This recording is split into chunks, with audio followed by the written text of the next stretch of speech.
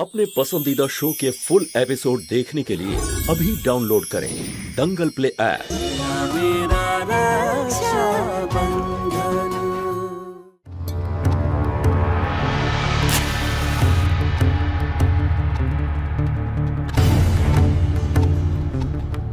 রোশনির খুব বিপদ, তবে ও চায় না যে ওর দাদা এটা নিয়ে চিন্তা করুক, দাদার বিবাহিত জীবন নষ্ট হয়ে যাক। আজ থেকে আমার স্ত্রী কনক আমার সমস্ত কাজকর্মে আমার সাথে থাকবে। হ্যাঁ বলো তুমি কনক। কিছুই বলবো না আমি তোমাকে শিবা। কষ্ট পেতে দেব আমি রোশনিকে, যেমন তুমি আমাকে কষ্ট দাও, যাতে ওর কষ্ট দেখে তোমার কষ্ট হয়, আর তখন তুমি আমার কষ্ট বুঝতে পারবে।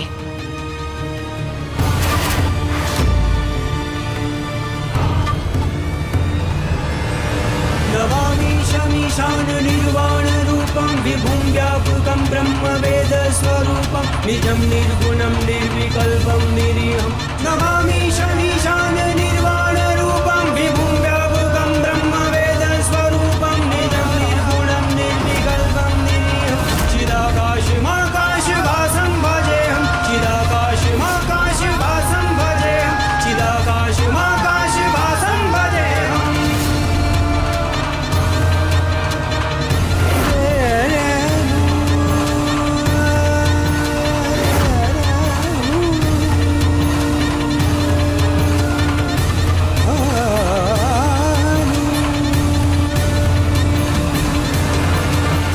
তোমার প্রথম শপথ ছিল যে তুমি তোমার স্বামীর সমস্ত রকম কাজকর্মের একমাত্র অংশীদার তুমি হবে।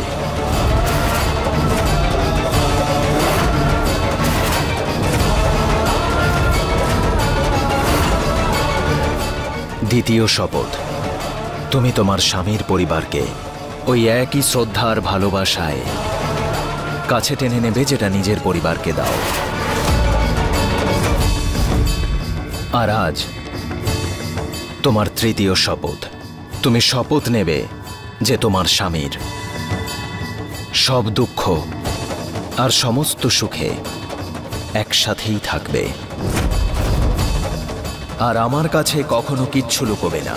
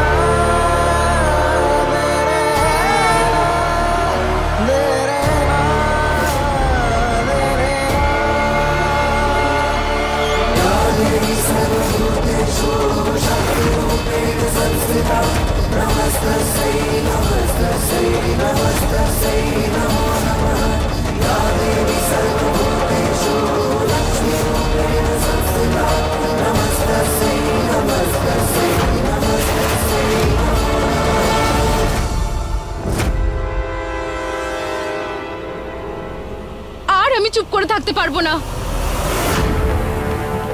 আমি তোমায় কিছু বলতে চাই। রোশনির জীবন বিপদের মুখে।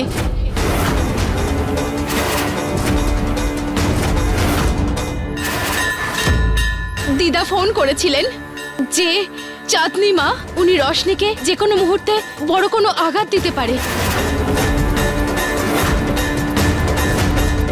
ওকে বাঁচাও তুমি শিবা। আর এই কথাটা তুমি আমাকে আগে বলনি কেন, যখন দিদিমা ফোন করেছিল?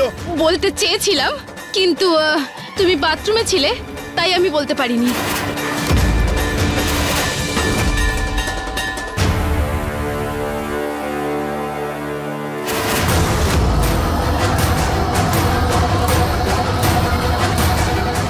তাহলে তুমি আমার ফোনে দিদিমার সাথে সব কথা বলেছো, আর আমি বাথরুমে ছিলাম বলে আমার ফোনের সব কল রেকর্ড তুমি ডিলিট করে দিয়েছো, যাতে আমার বোনের কোনো খবর আমি না পাই।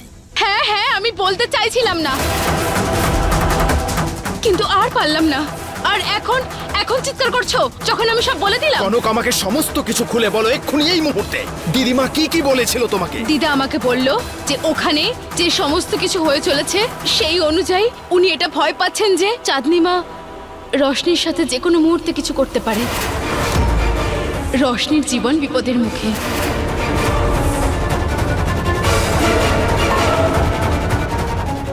জানতাম আমি যে ছেলেটাকে ও বিয়ে করেছে সে কোনো কাজের নয়।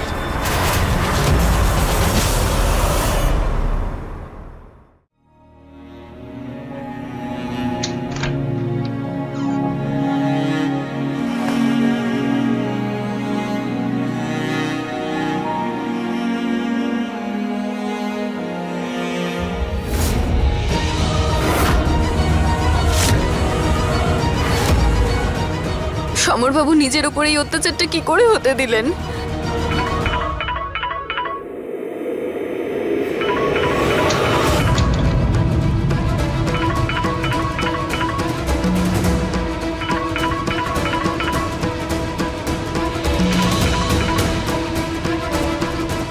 ক্ষমা চাইছি দাদা, কালকে রাতে পার্টি থেকে ফিরতে দেরি হয়ে গিয়েছিল।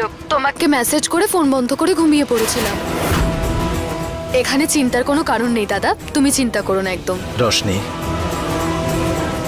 তোর কথা আমার খুব মনে পড়ছে, তাই আমি সিদ্ধান্ত নিয়েছি যে কিছুদিন ধরে আমি তোর সাথেই থাকব, নিজের বাড়িতে। দাদা, তোমার এখানে আসার কোনো দরকার নেই, এখানে সবকিছু ঠিক আছে, তুমি একদম চিন্তা করো না। আমি আসছি রশনি, আসছি আমি। দাদা, কাল রাতে নিশ্চয়ই কিছু হয়েছে, যে কথাটাও আমায় লুকিয়ে যাচ্ছে।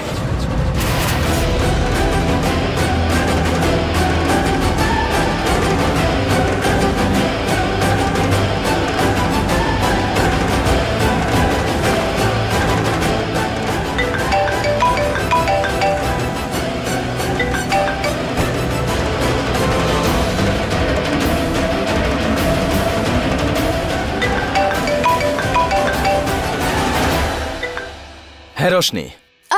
দাদা, তুমি এখানে কেন আসছো? রশনি, আমার আসার আবার কোনো কারণ লাগে নাকি? আমার বোনের সাথে আমি দেখা করতে যেতে পারবো না? কিছুদিন থাকতে পারবো না আমি? হ্যাঁ, কিরে কিছু বল এবার।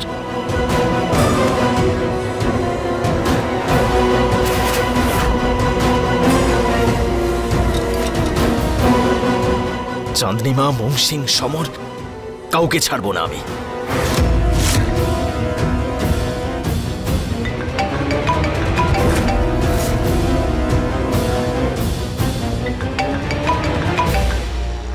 রশনি, একটা কথা শুনে রাখ, ওখানে আমি যাবই, আটকাতে পারবি না। দিদিমা ফোনে আমায় সবকিছু বলেছে ওখানে কি হচ্ছে তোর সাথে। আর একা তুই ওখানে বসে সব সহ্য করবি, এটা তোর দাদা হতে দেবে না, বুঝতে পারছিস? দাদা, আমার পুরো কথাটা তো শোনো।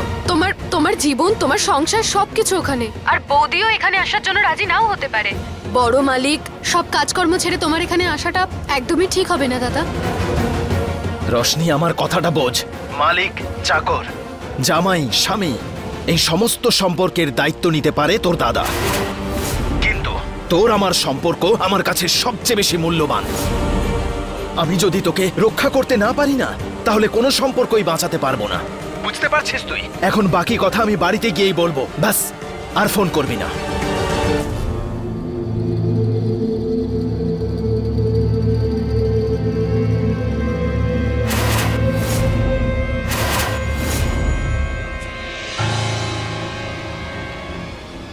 কনক,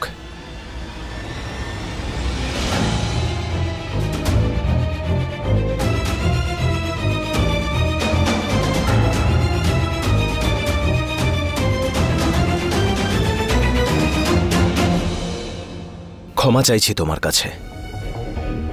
রশনির কথা শোনার পর আমার হঠাৎ করে খুব রাগ হয়ে গেছিল, তাই সব রাগ তোমাকেই দেখিয়েছি। ক্ষমা করো আমায়। তুমি দিদিমার সব কথা বলে আমার অনেক উপকার করেছো কনক। সত্যি বলতে কি, তুমি বিয়ের তৃতীয় শপথ পালন করো।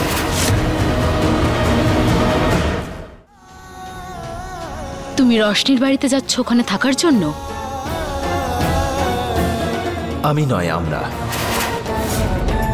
আমরা দুজনে যাচ্ছি। নিজের বাড়িতে, তোমার শ্বশুর বাড়িতে, দেবরিয়া। জিনিসপত্র গুছিয়ে নাও, তাড়াতাড়ি বেরোবো।